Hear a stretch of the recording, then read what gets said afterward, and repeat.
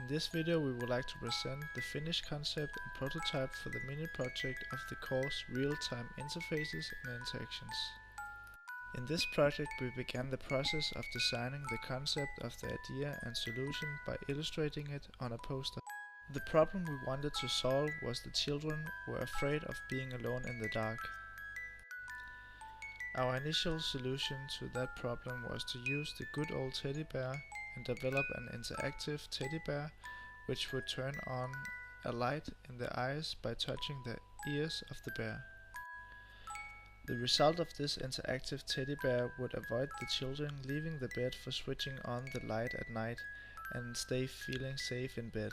This needed no help from adults. After structured an interaction design framework in order to analyze the problem in the purpose of the concept. The error of the situation was that children can feel scared in the dark. The idea of the concept was to have an interactive teddy bear that would replace the old concept of a teddy bear and help the children from not being afraid at night. The metaphor of the concept would be the product working as a flashlight. The scenario is that children can easily let their imagination loose during the night. The model of the concept would be implemented within a common teddy bear where touch sensors would be placed in the ears and LED lights would be placed in the eyes of the bear. The QE32 stem board would be placed inside the belly of the bear. The simple task of the concept would be touching the sensors and the eyes would light up. The display of the concept is the two LEDs in the eyes. The control of the concept is the ears. For the MCU or the microcontroller we used a QE32 stem board from the school's booking department. The final implementation of the concept had modifications compared to the original design concept. We ended up using two touch sensors as designed. Also was there implemented LEDs inside the eyes of the teddy bear. The modification we did during the implementation was adding a light sensor which was going to sense if it was dark or not. Also was there added a vibration sensor which was used to give haptic feedback to the user. Here we see the final prototype of the concept. As you can see, we used a common teddy bear bought from a Play Store chain. The whole installation is at the moment installed inside the bear. In the tail we implemented the vibration sensor which would give haptic feedback when both buttons was pressed.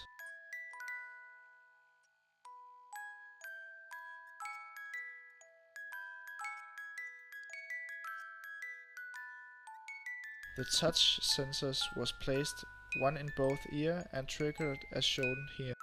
As you can see, do the LEDs in the eyes not light up when there's light in the room. Thanks to the light sensor installed in the neck of the bear, can we check if it's day or night. If it is night, we can turn on the LEDs and the vibration sensor will give haptic feedback. Before we developed the system, we structured an activity diagram which would illustrate the process we were going to implement. When the program is started, it enters a multi-thread where there is two threads running. The first thread is checking for the Ctrl+C command to end the program, and the second thread is controlling the sensors. The process of controlling the sensors begins by configuring timer 0 and 1. After that, the system starts a while loop if the system is on.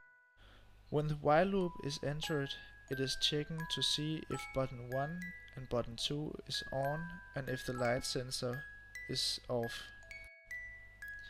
If the if statement meets the criteria, then it starts the vibration sensor and let the program sleep for a half second.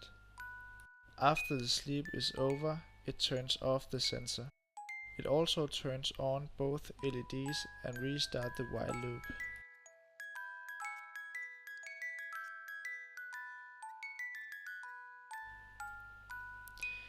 Here we see the image of the hyperprompt called TeraTerm, where we see the code listed. Here are all the variables listed and the code written, and now we see the system in action.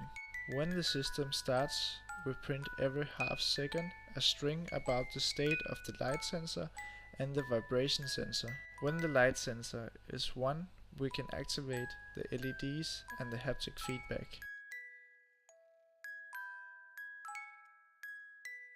Alright, let's just stop the program and explain the code. Here you can see the variables for the sensors and the timers. Next, you will find the while loop, and afterwards the if statement, which has the criteria of button 1 and button 2 pressed, and the light sensor is off. If the criteria of the if statement is met, then we should turn on the vibration sensor. Afterwards, we let the program sleep for a half second, and after that we turn off the vibration sensor. If the criteria of the if statement is not met, then the program will turn off the LEDs and end the if statement and the while loop. Thank you for watching, and we hope you enjoyed our presentation.